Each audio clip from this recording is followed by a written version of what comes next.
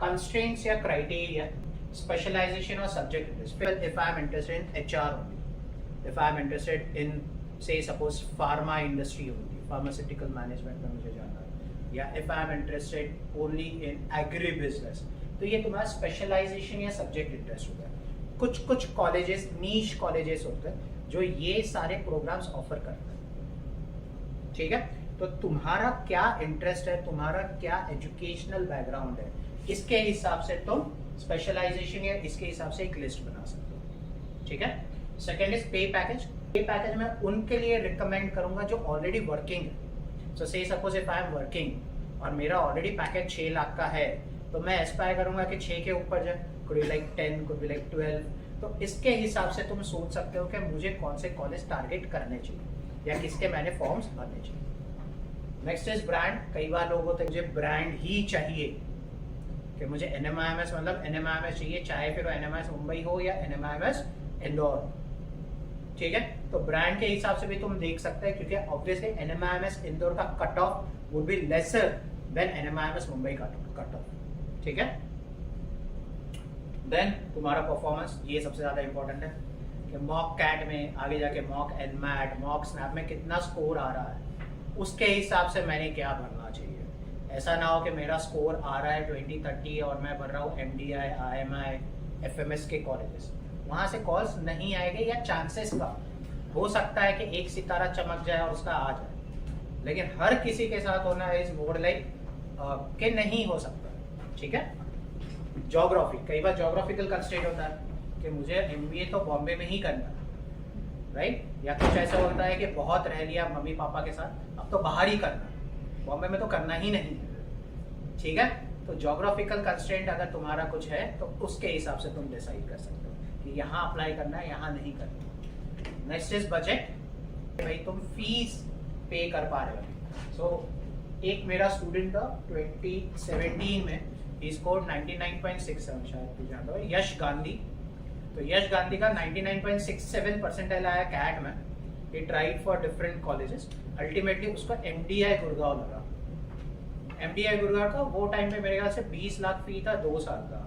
उसके पास पैसा नहीं था, मतलब ऑब्वियसली पेरेंट्स के पास, क्योंकि वो तो फाइनल ईयर इंजीनियरिंग में था, उसके पेरेंट के पास पैसा नहीं था और उसके पेरेंट का क्रेडिट हिस्ट्री भी अच्छा नहीं था कि उसको लोन मिला। अल्टीमेटली उसको वो जाने देना पड़ा। One of the top institutes target 1 में जो आता है उसको जाने देना पड़ा। तो look at your budget, it is very important. Credit history पता करो, तुम्हारा क्रेडिट हिस्ट्री मतलब पेरेंट्स का क्रेडिट हिस्ट्री कैसा है, लोन मिलेगा, कितना मिलेगा, कितना तुम्हें EMI बना है। This is the time when you start asking this questions, when you start discussing this with your parents. अब शुरू करो इस पर, ठीक है।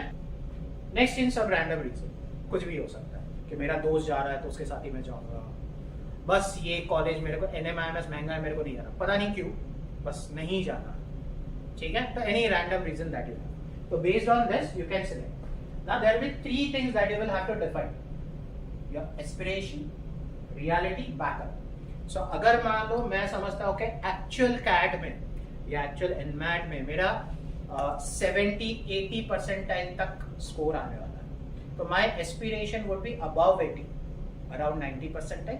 माई backup would be below 80, would be around 60 percentile, ठीक है। तो ये तीनों चीज पे तुम्हें फॉर्म करना, ठीक है। So aspiration could be like NMIMS में मेरे को जाना है या फिर SIBM जाना है।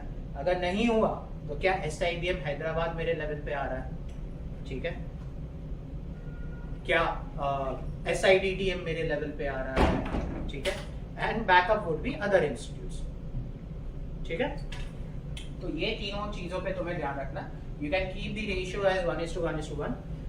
अब ये भी अगेन डिपेंड करता है, से सपोज कि मैं अभी फाइनल ईयर में हूँ और मुझे अच्छा कॉलेज चाहिए, ठीक है। So there is no constraint from my parents कि तुझे ये सारी MBA करना है।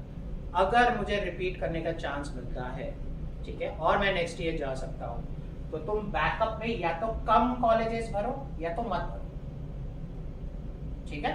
तुम रियलिटी और एस्पिरेशन पे भर सकते हो। सेकेंड इज उसका उल्टा कि you are working and you are like कि यही साल में MBA कर सकता हूँ, अगले साल देयर इज नो चांस। तो तुम्हें बैकअप जितना रियलिटी है उतना बैकअप का रेशियो, एस्पिरेशन कम रखना है। तो ये तुम्हारा क्या पर्सनालिटी हो रहा है, या तुम्हारा क्या एजुकेशनल बैकग्राउंड है, या क्या कंस्ट्रेंट है एज पर कि तुम रिपीट कर सकते हो या नहीं, उस पर डिफाइन करेगा। ठीक है, तो इसको keep the mix of ratio, backup हो भी सकता है, नहीं भी हो सकता है, it entirely depends on you. Fine.